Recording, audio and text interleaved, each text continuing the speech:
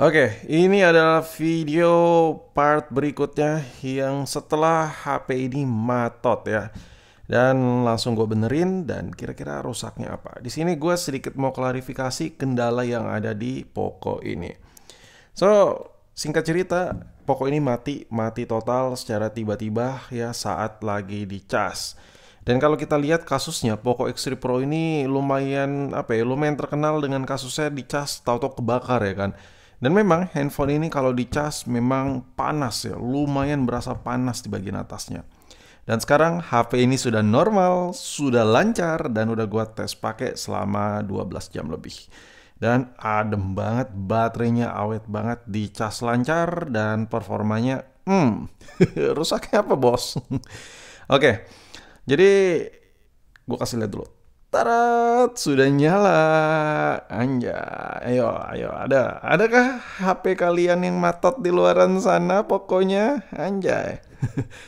Jadi gue langsung gercep ya, langsung tim service yang biasa buat nanganin HP-HP yang gue jual, langsung gue suruh nih, sikat nih, Poco bekas konten gue matot. Nah, lalu dilakukanlah pengecekan dan ternyata handphone ini matot dan perbaikannya di reball ulang.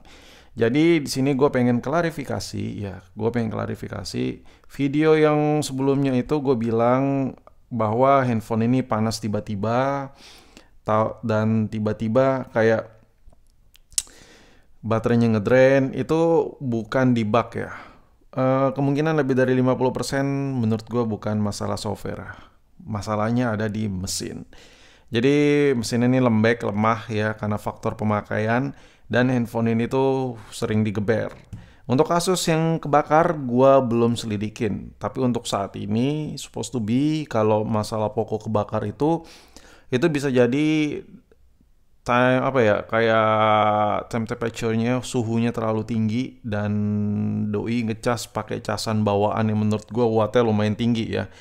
Jadi dengan suhu yang ekstrim ada lonjakan arus masuk ke baterai dan ya terjadinya terbakar atau meledak lah bisa kita bilang. Nah, itu adalah jawaban simpel gua kalau Poco kenapa bisa kebakar. Nah, kenapa bisa mati? Ya, ini jawabannya karena handphone ini faktor umur. Handphone ini udah bertahun-tahun, umur udah lebih dari 1 tahun dan otomatis sama user-user sebelumnya HP ini pasti digeber. Ya ini backdoor belum gue pasang nih, soalnya baru selesai bongkar. Handphonenya pasti digeber karena performanya oke. Even sampai kita bandingkan saat ini lebih kencang daripada iPhone di harga yang sama ya.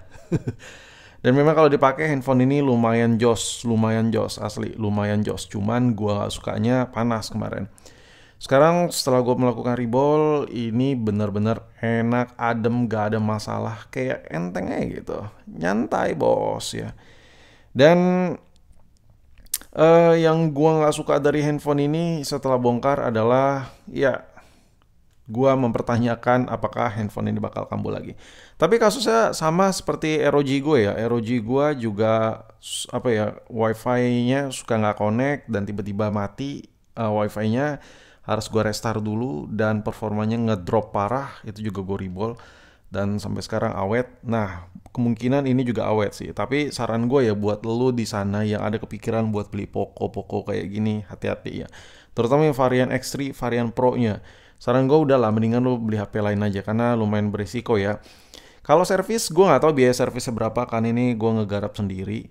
Kalau sekiranya dibawa ke tukang servis kemungkinan bisa jadi under 500.000 atau di atas 500.000 tergantung di mana kalian servis lah dan tergantung kerusakannya juga sih. Karena gue yakin kondisi matot pun tingkat krusial kerusakannya juga pasti beda-beda. Nah, sekarang gue kasih lihat beberapa bukti fakta bahwa handphone ini udah sehat. Semalam itu kondisi baterainya itu kalau nggak salah 95% kurang ya. Oh, ini 91 ya. Cuman gue pakai scroll, kadang gue lihat-lihat HP-nya panas atau enggak ya. Buat standby tipis-tipis, ini awet ya. Ini udah siang ya, udah siang tuh udah mau jam berapa tuh. Berkurang sekian persen doang, nggak nyampe berkurang 20%. Sebelumnya handphone ini tuh dari hampir 50% gue tinggal tidur doang baterainya ngedrop ya. Dan sekarang udah nggak. Itu poin pertama. Poin kedua adalah handphone ini adem banget. Sebelumnya handphone ini tuh kalau dipakai buat standby panas. Meskipun gue selip gini ya, ini panas di bagian sini, panas. Terkadang, tapi kadang-kadang dingin banget gitu. Makanya gue bilang sempat, oh ini masalah software. Ternyata tidak, Ferguson. Dan sekarang handphone ini wadem cu, wadem, enak ya. Pakai HP ini udah enak lagi. Nih bagian mesinnya udah panas, udah nggak panas lagi. Ini kan bagian mesinnya di atas nih. Nih. Udah nggak ada rasa panas sama sekali. Dan yang gue rasain performanya juga lebih lebih satset si Poco X3 Pro ini setelah gue garap. Dan kesimpulan gue, buat lo di sana user Poco, harap hati-hati terhadap handphone lo. Rawan terbakar karena memang arusnya besar, suhunya juga nggak sesuai mungkin, terlalu over karena HP-nya digeber. Kadang handphone yang udah rusak pun nggak digeber pun panas. Nah makanya nyebabin banyak handphone yang mungkin kebakar dan lain-lain.